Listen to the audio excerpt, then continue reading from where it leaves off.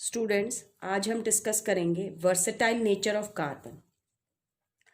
Carbon एक versatile element है।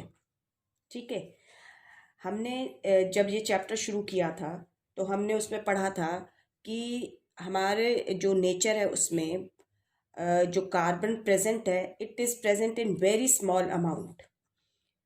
लेकिन इतनी स्मॉल अमाउंट में प्रेजेंट होने के बावजूद भी carbon element has an immense importance in every sphere of life.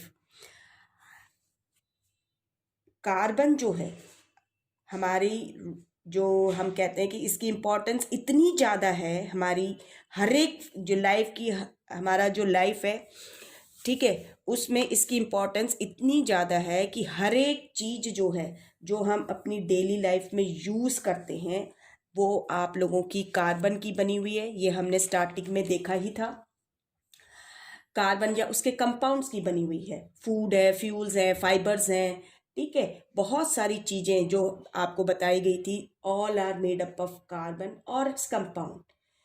In fact we ourselves are made up of carbon compounds. हम खुद भी carbon compounds, amino acids, carbohydrate, proteins, vitamins, इन चीज़ों के बने हुए हैं। All are carbon based compounds. ठीक है, इसके अलावा हम तो बने ही हुई हैं, लेकिन beside this all the living things means all the plants and animals, they are made up of carbon based compounds and we call them and हम उनको क्या कहते हैं, कार्बन कंपाउंड्स और ऑर्गेनिक कंपाउंड्स। तो कार्बन जो एलिमेंट है आपका, कार्बन एलिमेंट जो है, it is present in all the living things. जितनी भी लिविंग थिंग्स है उसमें भी प्रेजेंट है आपका। इसके अलावा everything which we are using is made up of carbon और carbon based compounds. Near about 118 elements, ये माना जाता है कि लगभग इतने एलिमेंट्स जो हैं दे आर डिस्कवर्ड। ठीक है, एंड हमने इतने सारे जो एलिमेंट्स डिस्कवर हुए हैं, जो नंबर ऑफ कंपाउंड्स फॉर्म्ड होते हैं कार्बन एलिमेंट्स से, वो बहुत ही हाई हैं। जो नंबर ऑफ कार्बन कंपाउंड्स हैं, माना जाता है कि आज के टाइम पर it is more than 5 million, more than 5 million. ये जो नंबर है कार्बन कंपाउंड्स का, ये आपके जो बाकी के एलिमेंट्स हैं, वो जितने भी कंपाउंड्स बनाते हैं, उनका जो टोटल नंबर है उससे कहीं कहीं ज़्यादा है।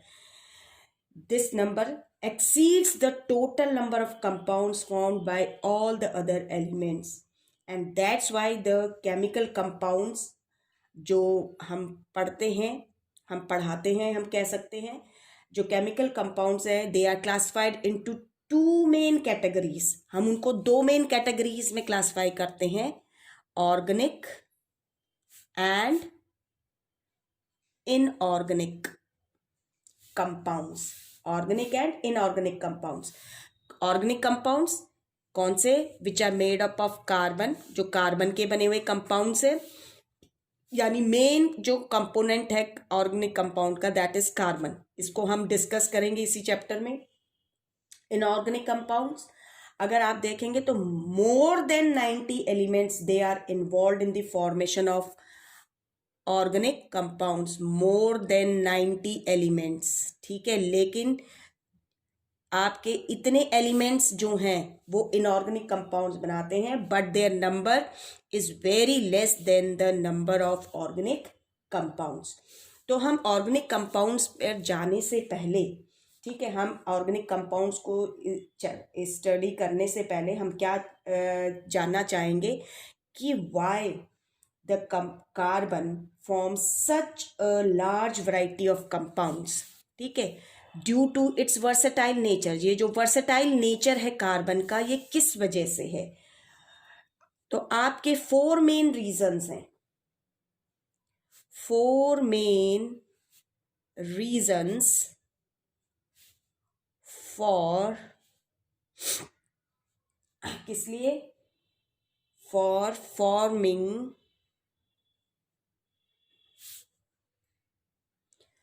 large variety of compounds by carbon. ठीक है, अब इसमें 4 मेन रीजन में first reason that is catenation.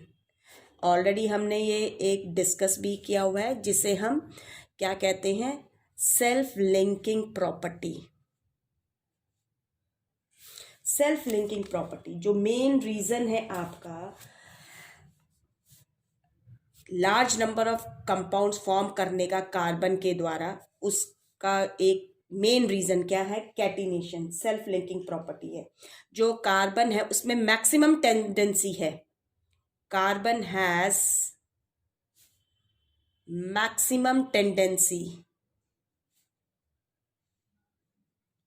Maximum tendency for catenation. कोई भी दूसरे एलिमेंट की नहीं है, हम डिस्कस कर चुके हैं. Due to its small size की वजह से ऑलरेडी वीडियो के अंदर.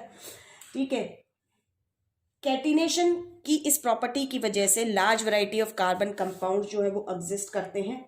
और इस प्रॉपर्टी की वजह से क्या है? Due to this property carbon can combine with. इस प्रॉपर्टी की वजह से क्या है? Carbon can combine with other carbon atoms to form. क्या फॉर्म करने के लिए? टू फॉर्म स्ट्रेट और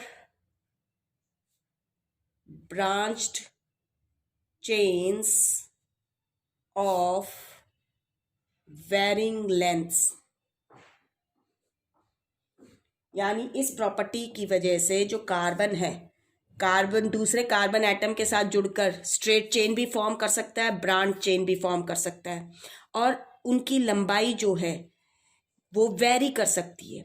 हो सकता है आपके 5 कार्बन एटम स्ट्रेट चेन में ज्वाइन कर जाएं, हो सकता है 10 कर जाएं, मोर देन 10 भी हो सकता है, 100 भी हो सकते हैं आपके. तो इसी तरीके से ब्रांच आपका स्ट्रेट चेन में तो ऐसे स्ट्रेट चेन फॉर्म करेगा कार्बन ज्वाइन करके. ब्रांचिंग में इसी में मान लो ऐसे स्टार्ट हो जाए, ये ब्रांच्ड चेन हो गई. ठीक है, और इस प्रॉपर्टी की वजह से वो क्या कर सकता है? रिंग्स भी फॉर्म कर सकता है, रिंग्स ऑफ डिफरेंट साइजेस. आगे बात समझ में? छोटे साइज का रिंग भी हो सकता है, बड़े साइज का रिंग भी बना सकता है. यानी जिसमें कार्बन एटम आपस में जुड़कर क्या करेगा? एक रिंग साइक्लिक क्लोज्ड हो जाएगा. ठीक है, क्लोज्ड कंपाउंड फॉर्म करेगा, साइक्लिक कंपाउंड. यानी कि अगर स्ट्रेट चेन है, मैं इन दोनों कार्बन के एंड्स को पकड़ के आपस में जोड़ दूं तो एक रिंग सा बन गया. ठीक है. On the other hand carbon जो आपका फॉर्म करता है, स्टेबल कार्बन चेन फॉर्म करता है, ये ध्यान रखिए. ठीक है, स्टेबल चेन्स हैं आपकी.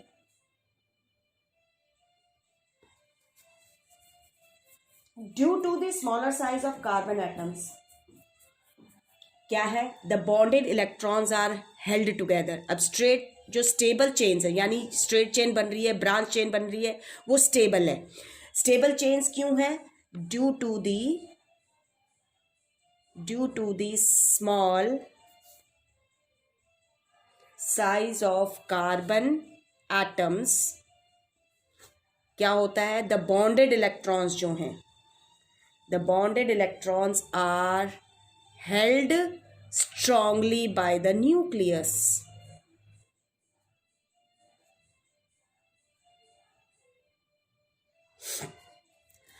तो हमने फर्स्ट रीजन देखा कैटिनेशन. कैटिनेशन के अलावा अब हम ये कह सकते हैं कि जो सेल्फ लिंकिंग प्रॉपर्टी है कार्बन की, it is due to catenation जो है उसके जो मेन रीजन है, बच्चे ध्यान रखिए कि कार्बन एटम के साथ जुड़कर स्ट्रेट चेन, ब्रांच चेन या रिंग चेन फॉर्म कर रहा है. उसके रीजंस क्या क्या है ध्यान रखिएगा. एक तो स्मॉल साइज, ठीक है. दूसरा रीजन जो है वो है यूनिक उसका इलेक्ट्रॉनिक कॉन्फ़िगरेशन। ठीक है कि और वो क्या है, टेट्रावेलेंसी आप कह सकते हैं। यूनिक इलेक्ट्रॉनिक कॉन्फ़िगरेशन है, उसके आउटर मोस्ट शेल में 4 इलेक्ट्रॉन है। ठीक है, और वो 4 इलेक्ट्रॉन्स क्या कर सकता है, अपने वैलेंस इलेक्ट्रॉन शेयर कर सकता है। ठीक है, और लास्ट जो रीज़न है इसका वो है यू कैन से ग्रेट और high strength of carbon carbon bond. जो कार्बन कार्बन के बीच में बॉन्डिंग है वो बहुत ही स्ट्रांग है, हाई स्ट्रेंथ है कार्बन कार्बन बॉन्ड। तो these are the reason for the catenation. Now we discuss about second reason for forming such a large, that is tetracovalency of carbon। Tetracovalency of carbon की वजह से क्या है कि ये भी एक यूनिक प्रॉपर्टी है कार्बन की जो रिस्पॉन्सिबल है for the formation of a large variety of compounds. अब क्या है, जो वैलेंसी है, वैलेंसी ऑफ कार्बन इज 4, जो कि क्या है, विच इज क्वाइट लार्ज, काफी बड़ी है। आ गई बात समझ में। इस लार्ज वैलेंसी की वजह से क्या होता है, due to this large valency a carbon atom, जो कार्बन एटम है, is capable of bonding with 4 other atoms of carbon as well as with a large number of other atoms, you can say। जैसे कि ये other atoms क्या है, such as hydrogen है आपका, oxygen है, नाइट्रोजन है, आपका सल्फर है जैसे, ठीक है, क्लोरीन है, या क्लोरीन हो गया आपका, और भी बहुत सारे एटम्स हैं ठीक है, क्लोरीन, फ्लोरीन, ब्रोमीन है जैसे। अब रीजन क्या है इसका कि ये इतने सारे उनके साथ क्या कर सकता है, बॉन्डिंग, वही ड्यू टू स्मॉल साइज की वजह से क्या है, due to small size the nucleus of carbon atom, the nucleus of carbon atom can hold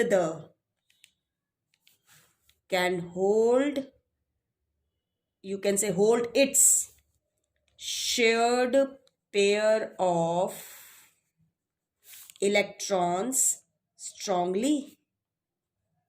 और इसके वजह से क्या होता है, जो बॉन्ड्स होते हैं, जो कार्बन फॉर्म करता है दूसरे एलिमेंट्स के साथ, दूसरे एलिमेंट्स कौन है, जैसे हाइड्रोजन, ऑक्सीजन, नाइट्रोजन है, ठीक है, वो क्या हो जाते हैं, स्ट्रांग हो जाते हैं, जिससे ये कंपाउंड्स जो हैं वो क्या हो जाते हैं, एक्सेप्शनली स्टेबल हो जाते हैं। ठीक है, इसकी वजह से क्या हुआ, एज अ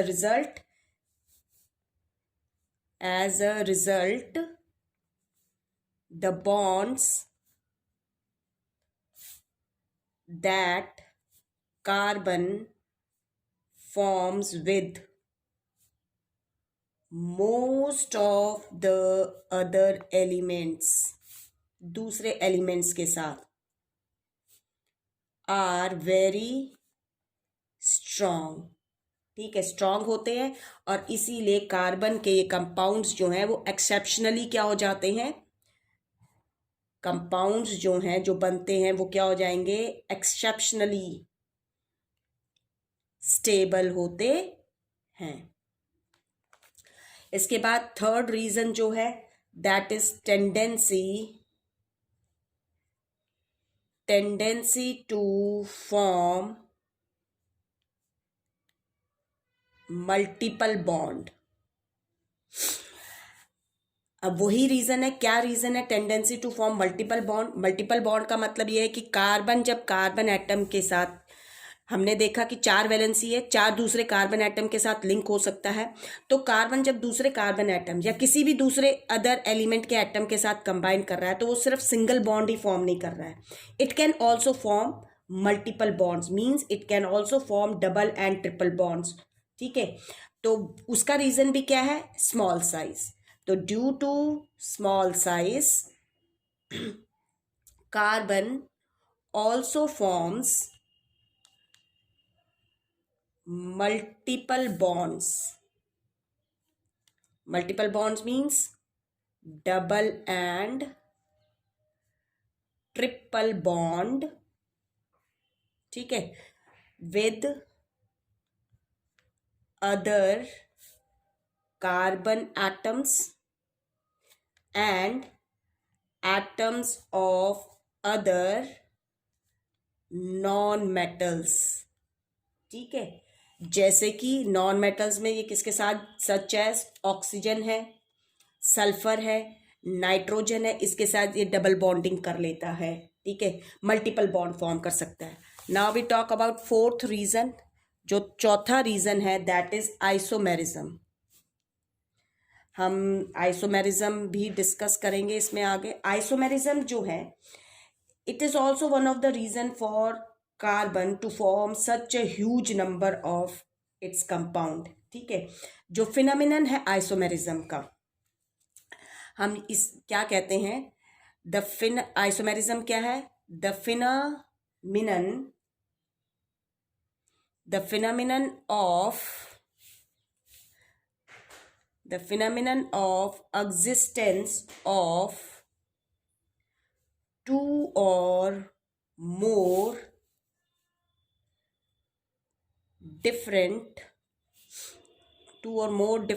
organic compounds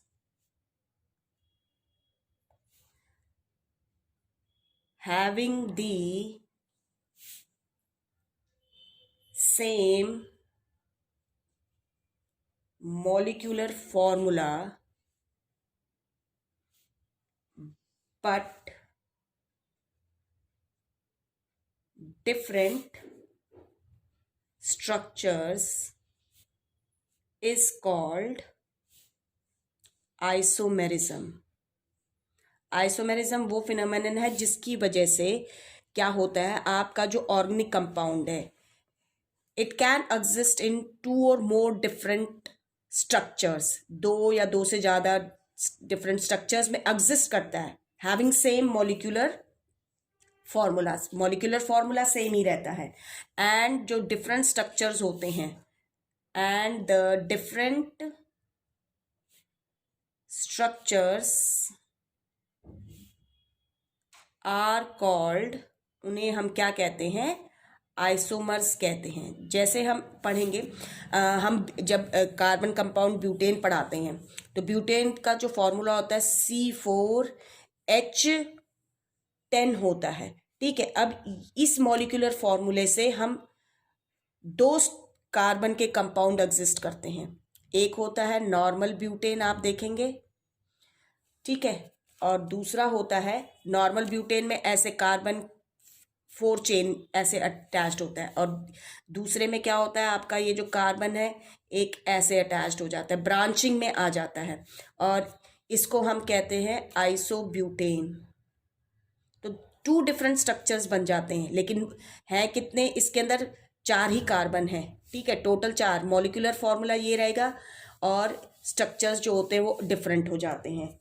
तो इसका रीजन भी यही है आपका, ये किसकी वजह क्यों है? Due to टेट्राकोवेलेंसी।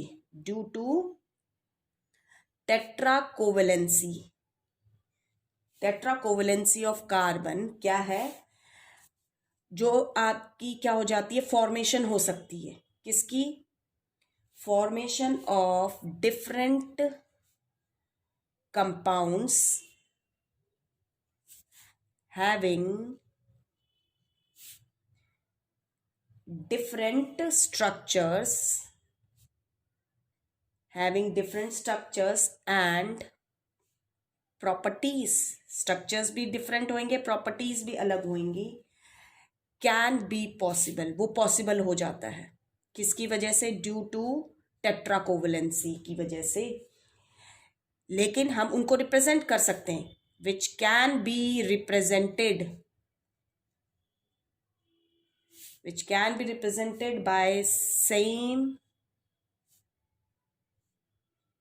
chemical formula, जो सेम केमिकल फॉर्मूला से ही रिप्रेजेंट होते हैं, जैसे अभी हमने ऊपर दिखाया। ठीक है, तो क्या रीजन है उसका? टेट्राकोवलेंसी।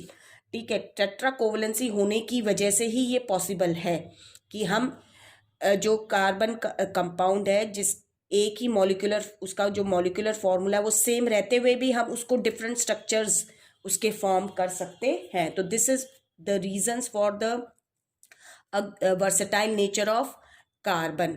ये रीजंस थे वर्सेटाइल नेचर जो है कार्बन के, उसके कि किस वजह से कार्बन इतने सारे कंपाउंड्स फॉर्म करता है।